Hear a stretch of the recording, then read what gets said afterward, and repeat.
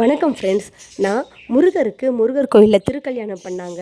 அந்த திருக்கல்யாணத்தை பார்க்குறதுக்காக அந்த கோயிலுக்கு போயிருந்தேன். இந்த கோயில் எங்கே இருக்குது அப்படின்னா, பொன்னேரியில் ஆண்டார்குப்பம் அப்படின்ற ஒரு ஊரில் இருக்குங்க. உண்மையாகவே ஃபஸ்ட் டைம் இந்த கோயிலுக்கு இப்போ தான் நான் போகிறேன். இந்த மாதிரி ஒரு கோயில் இந்த ஊரில் இருக்குன்றது எனக்கு அப்போ தான் தெரியும். ரொம்ப அழகாக இருந்துச்சுங்க.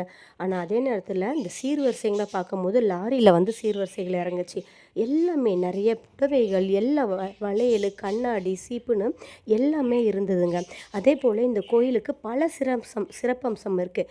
என்ன அப்படின்னு பார்த்தீங்கன்னா, இந்த கோயிலில் முருகர் காலை வேளையில் பாலகனாகவும், உச்சி வேளையில் வாலிபனாகவும், மாலையில் வயோதிகராகவும் காட்சியளிப்பாங்களாம். அதே போல் முருகர் பிரம்மதேவரை தலையில் கொட்டி சிறைப்பிடித்த ஸ்தலமாக இதை சொல்கிறாங்க.